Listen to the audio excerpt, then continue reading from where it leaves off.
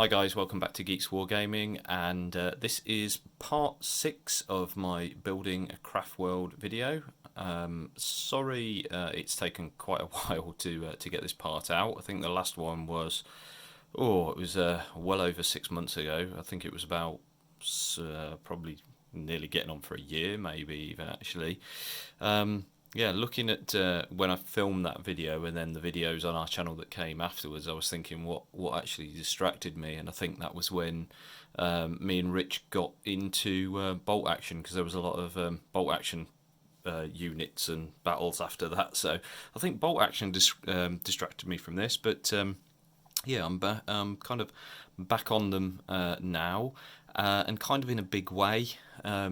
So at the start of this year, I had arranged to go to the team tournament at Warhammer World, and the rules for the team tournament had become quite strict in terms of team composition. So they were making it so you couldn't have any faction the same, and the team that I was going with, there was quite a few Space Marine players. So obviously I was planning on taking either my Blood Angels or Iron Hands, and because we already had a Space Marine player, I couldn't take either of those. So I kind of looked around everything else that I had, and I had probably about 1,000 points worth of Eldar, and I needed to get it up to 1750.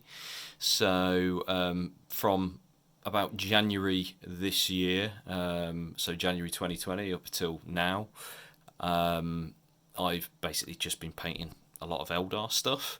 So I thought I'd just pick up these videos from where we left off. So yes, this is a third-party unit, so I wouldn't have been able to use this at Warhammer World, and that's not what I was intending on doing. But I just thought for continuity's sake, I would show you this video first. So there are going to be a lot more videos coming out around Eldar over the coming weeks. So if you're not already subscribed, then I suggest you click that subscribe button and the notification bell, so you don't miss out on any of these upcoming Eldar videos, if that's what you're into. But that's enough of a ramble. So let's look at the units. So as I said in my in the last part to this is a third-party company called Ghost, and they are based in Russia. I think it's just one guy, and he does these absolutely lovely sort of third-party aspect warriors. So these are my Shining Spears. There's a number of different Eldar units that he does. He sort of casts them based on your order, so I don't think he holds stock as such. But the cast on these was absolutely beautiful. They took the paint really well. No problems whatsoever. The only thing I haven't been able to do, you could probably just pick up on it on the decal on the front, because of obviously the time that I'm filming this video. We all know what's going on in the world at the moment. I can't mention it because I'll be demonetized. But I've run out of varnish, so I can't varnish over that. So that's something that I will obviously revisit. But this one here is obviously the Exarch.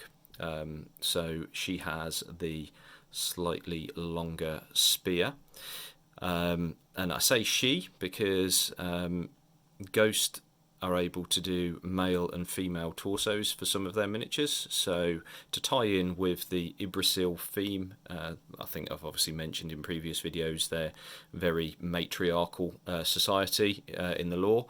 I decided to go with the female torsos on this, and yeah, they look really nice, so really happy with them. So I was kind of planning on, when I was painting these, I was going to go with the sort of the Games Workshop style colour scheme, so the white with the dark blue and everything like that, but it wasn't really going to fit in or tie into the Yggdrasil colours too well, because I was originally planning on just painting things like these little ribbons and that to tie in with the Yggdrasil, but from starting to paint one, sort of doing this part the full blue, I thought actually it might look better with the lighter Yggdrasil blue, so that's what I went with, and I'm really happy with how they've turned out. So just using the sort of the darker blue stripes. This is I think it's Cantor blue is the stripe there that I've used, and then this is, I think it's Thousand Suns blue is the lighter blue that I've used on that. But yeah, really happy with how they've turned out. So that is the Exarch there. So I'll just go for the one on the end next. Just bring that up a little bit closer to show you all.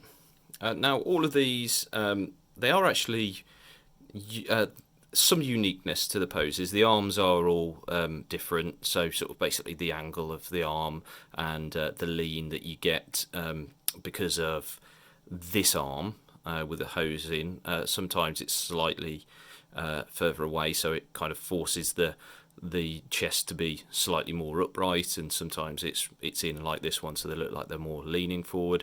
And then you can get the posability with the arm, so you can kind of have it up like that or slightly lower, so you can actually make these all look pretty unique. The heads, there's some slight differences in a couple of the heads, and also the chest. There's a couple of little nuances in a couple of different chests. I think there's the Exarch has got a unique chest, and then I think there's two different types of chests across the rest of them. So that's quite nice. But yeah, absolutely lovely sculpts. These are they're painted up really nicely. So that's the next one. So not quite as much of a lean on that one. The arm is more across the body, almost like pulling back on the controls rather than sort of aggressively going forward. So really like this one as well. But I'm looking forward to seeing how these go on the tabletop as well. So you'll see these in some battle reports when we can do them. But yeah, you'll definitely see these in action. I've never used anything like this on the tabletop before, so I've come across them, and I know that they're very good. So I'm sure they'll cause Richard some problems in the future, which is always good fun to do. And then the last one we'll pull up here. And there we go, that's all in focus. So there's the last one. So those of you that obviously know about jet bikes will know that these aren't the standard bases. So I've just used some of the normal Games Workshop acrylic rod that you get from your flight stands. I think these might have been from the Wave Serpent, or I've got some Battlefleet Gothic stuff, and they always give you about 1 million of these with one Gothic ship, so I've got tons of these hanging around.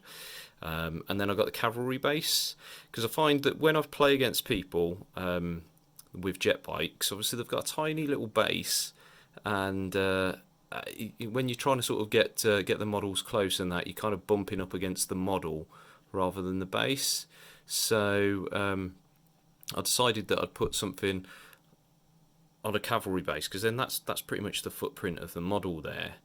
So I think that works quite nicely, and it just gives them a bit more stability, because again, a lot of the Games Workshop sort of flight bases for the jet bikes, they're quite flimsy, and the models can sort of slide all over the place if they're on one of the the Games Workshop tiles, which has got the hill in it and everything like that. So I just think these bases are a bit more secure, and then obviously they enable me to tie it in with the rest of my army. So that's them. Happy with how they've turned out. Hopefully you guys liked them as well. If you do, then stick a comment down below. This is just a sort of a short quick fire video really. As I said, there's going to be more coming, so make sure that you keep your eye out for that. And thanks for watching, guys, and I'll see you in the next one.